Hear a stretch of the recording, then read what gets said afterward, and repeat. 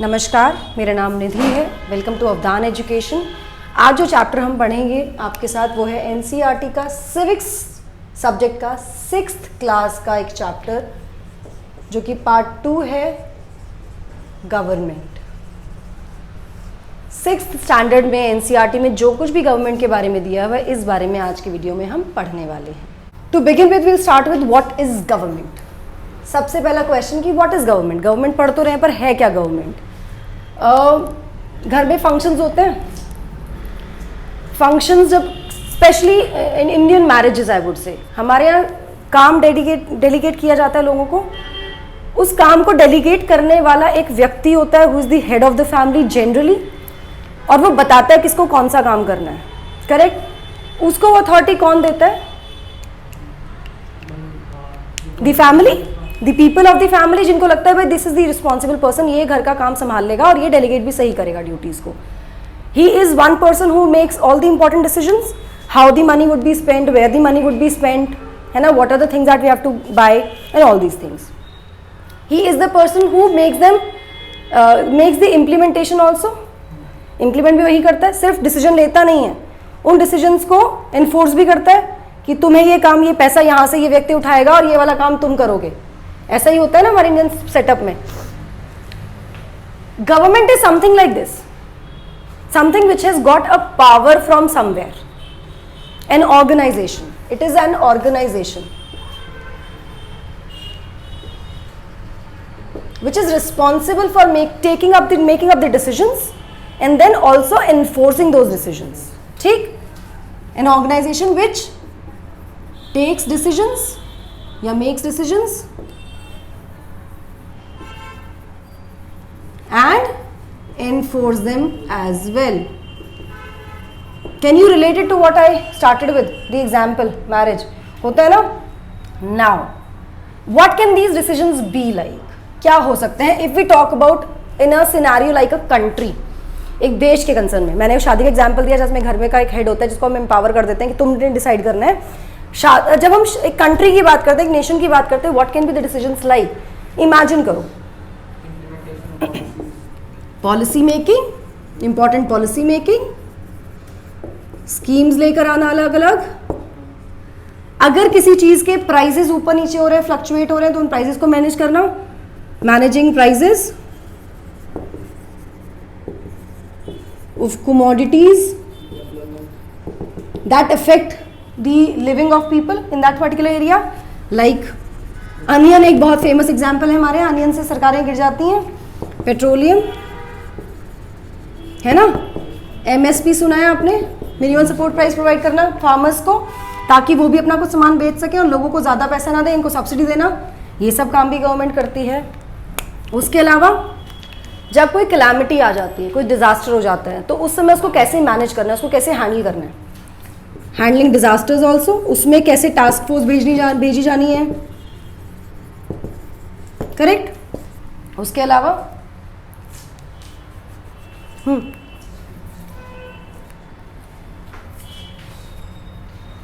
generally we can say, in a general form we can say all the internal matters of a country, like the person who is head of that marriage takes care of the entire marriage का concern, घर के अंदर क्या क्या होना है वो।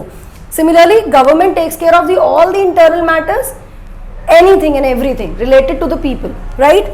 Plus protecting the boundaries,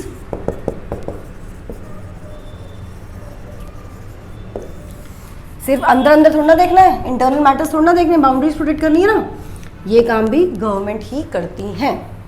now the next topic is, will write them afterwards, है ना, विद ऑल मोर डिस्कशन। तो वो first is the intro, second we come at levels of government. Now what do you mean by levels of government? Levels of government, स्तर। जब हम भारत जैसे देश की बात करते हैं जहाँ पे लोग गांव में भी रहते हैं, छोटे छोटे कस्बों में भी रहते हैं, we are a huge nation, तो कोई एक सरकार कहीं एक जगह पर बैठ के तो नहीं चला सकती, तो हमें चाहिए लेवल्स। डिसेंट्रलाइजेशन बोलते हैं ऑफ द पावर। सेंटर में एक गवर्नमेंट है, उसने क्या कर दिया, पावर्स इम्पार्ट कर दिए टू अदर ऑर्गन्स ऑल्सो। हमारे यहाँ if we talk about there are 3 levels of government.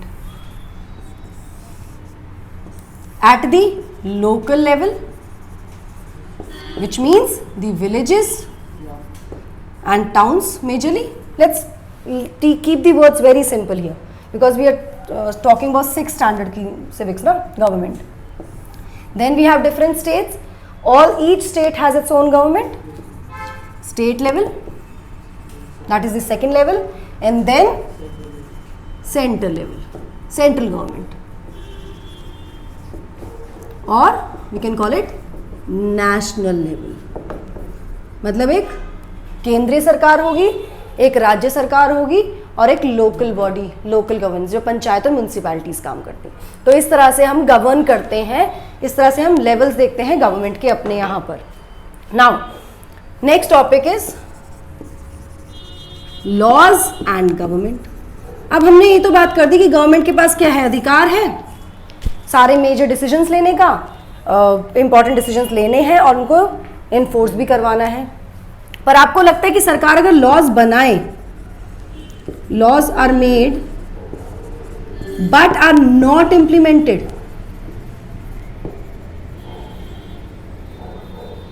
मतलब people are not following them, will it make any sense? Laws बना तो दिए लेकिन इंप्लीमेंटेशन की बात ही नहीं कर रहे हैं, एनफोर्समेंट की बात ही नहीं कर रहे हैं, उसको लागू ही नहीं करवा पा रहे हैं. It will not make any sense. Laws are made so that they can be followed by the people of the country, and it is made mandatory to the people to have these laws being followed, and government makes sure that you have to follow the laws. Sit down, sit down. ठीक. इसके साथ साथ जब हम इसकी बात करेंगे तो basically we have to understand here is without enforcement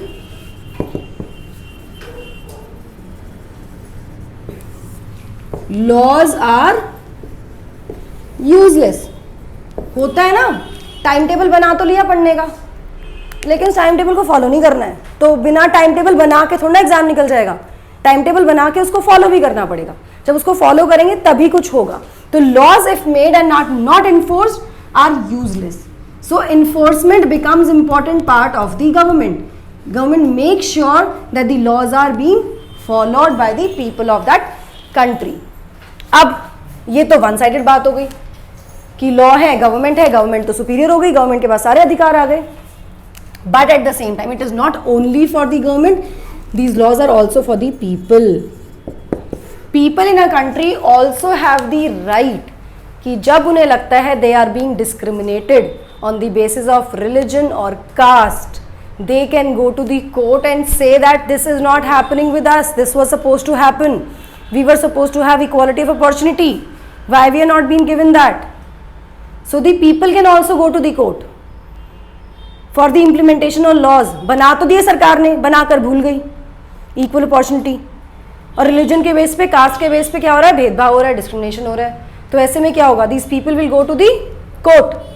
court is again part of the government only here in this context for the implementation of laws. सरकार के पास, कोर्ट के पास जाएंगे और कोर्ट फिर इन लॉज पे डिसीजन लेंगे एंड दे विल टेल कि how these have to be implemented. So basically क्या हो रहा है यहाँ पे, किसी को भी एक्सट्रीम पावर नहीं दी गई है. गवर्नमेंट को पावर दी गई लेकिन कोर्ट बैलेंस करने के लिए आ गए कि भाई तुम ऐसा नहीं कर सकते, ये अंधाधुंध चल रहा है खेल, अपने हिसाब से चल रहा है, अगर गड़बड़ करोगे तो उस पर चेक किया जाएगा एंड उसके बाद कोर्ट आके कैन गिव डिसीजन और रूल कैसे उसको इम्प्लीमेंट करना है. This is about laws and the government. Next topic comes your types of government. So we are here talking about only this 6th standard level to give you the basic understanding. There are other types of government also, but हम क्योंकि NCERT course कर रहे हैं तो NCERT में हम बात करेंगे सिर्फ 2 तरह की गवर्नमेंट की, which is majorly democracy, लोकतंत्र and monarchy. Democracy is the government for the people, by the people, of the people. ठीक है ना. People become important. They play a major role. Monarchy, there is a ruler, there is a king, there is a queen.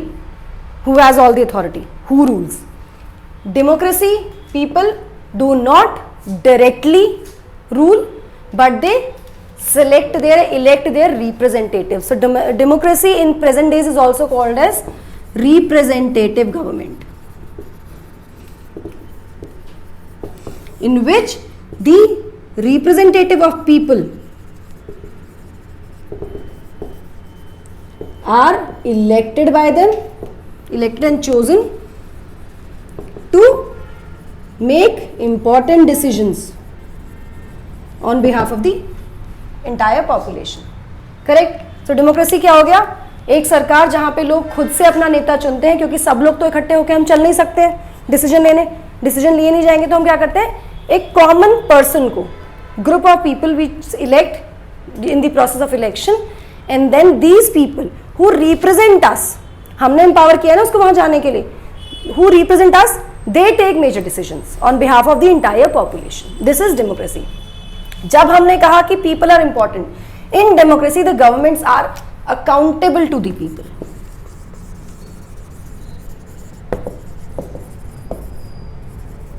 मतलब वो क्या कर रहे हैं, उनके क्या डिसीजंस हैं, क्या एक्शंस हैं, उनकी अकाउंटेबिलिटी उनकी होगी. They have to give an answer to the people, because who are the empowering factor here? The people. Correct? In a monarchy setup, the monarch, the maybe the king or the queen, they have the power, and they are not accountable to the people. They are the whole soul decision makers. They can have a group of people to discuss and consult about the policies, but ultimately decision is done by or made by these people, and nobody can question them because they are the rulers. बाकी सब इनकी प्रजा है, यहाँ पे प्रजा नहीं है. People are empowered. People are the main authority. People are the main source of power. जब हम preamble भी पढ़ते हैं ना, तो किस शुरू कैसे होता है? We the people of India. Last में कैसे आता है? Given it to us ourselves. Preamble पढ़ोगे ना तो किसके नाम पे है? हमारे थ्रू है वो, we the people of India. Hereby solemnly resolve, ये जो भी दिया हुआ है प्रियम्बल में, right? The powers come from the people. This is the type of government. अब एक इंपॉर्टेंट पॉइंट जो है, जो इस चैप्टर में दिया हुआ है, which is again very very important on the factual side also, and you should know. हम क्योंकि डिस्क्रिमिनेशन और ये सब पढ़कर आए हैं पहले, हमने डेमोक्रेसी की बात की और हमने बात की इलेक्टिंग रिप्रेजेंटेटिव्स. यही बात कर रहे हैं.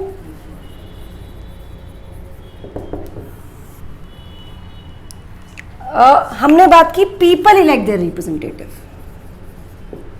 People means everybody has the right. People is irrespective of the caste, gender, class, economic background, anything. People is people, anybody. But this was not the case. It was not all the people who were allowed. अभी हम जो follow करते हैं universal adult franchise, सुना है कभी ये? Yes, anybody who is above 18 years is allowed to vote, irrespective of the gender, caste, class, place, whatever. कोई भेदभाव नहीं है, कोई डिस्क्रिमिनेशन नहीं. 18 साल की आपकी उम्र हो गई, आप वोट कर सकते हो इलेक्शन में, आप अपना प्रतिनिधि, अपना एक रिप्रेजेंटेटिव चुन सकते हो. It was not the case always, and not only in India.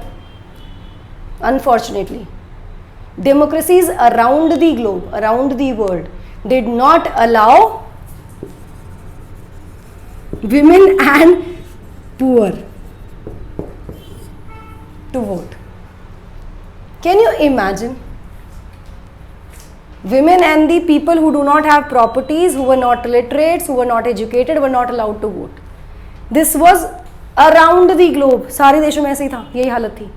USA, America, मतलब USA, इंग्लैंड, सब जगह पे. It took a lot of time and lot of struggle for the women to come forward and ask for the suffrage. भैया हमें right to suffrage is right to vote. हमें right to vote चाहिए. और हुआ कैसे? This happened. This revolution came in during the First World War, when all the men were engaged in the war. So अब countries कैसे काम करेंगी? जो ऑफिसेज हैं, जो काम चलते हैं, जो आदमी कर रहे थे so called male dominant society में, अब वो काम फीमेल्स को करने पड़े. Females came out of their houses and they started filling in the shoes of those men who were there fighting for their country in the First World War. That is the time when the people around the world globe started realizing the fact that women are equally important.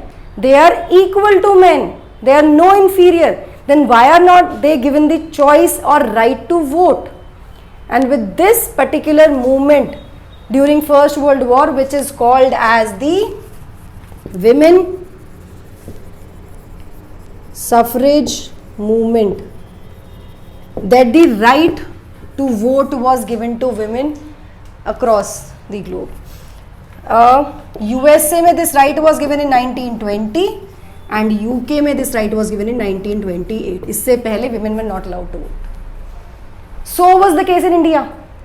Before independence, जितने भी हमारे plans हुए, जिसमें भी government बननी शुरू हुई थी, हमारे जो भी प्लान्स थे, we will discuss them later. Only a minority of the section, people who are having a particular amount of property, people who are educated and males, they were the people who used to contribute in election, they were the people who used to elect. और वही छोटा सा group of the entire population, सोच के देखो ना, male educated with property, ये criteria है. आप ही वोट कर सकते हो, बाकी नहीं करेगा कोई vote. So imagine handful of people were having the fate of the larger population in their hands. उनके हिसाब से बाकी सबकी चॉइस चल रही थी. This was the case in India also. But 1947 के बाद व्हेन वी गॉट इंडिपेंडेंट और हमारे कॉन्स्टिट्यूशन इम्प्लीमेंटेशन के बाद things changed and then here we are still striving for equality for different section, but yet we've become a good democracy and we're the world's largest democracy. Even Gandhi ji and a lot of other people, they were kind of taken aback. What kind of thing is this?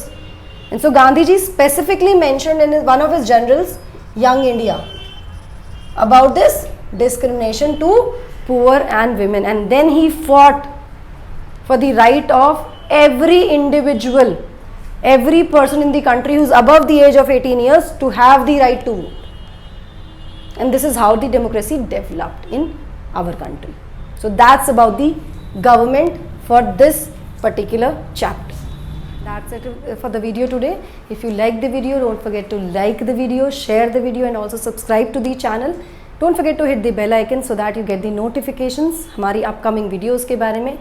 NCERT course हम पूरा करेंगे आप लोगों के साथ. One by one I'll be getting all the chapters to you. That's it for today. Thank you so much.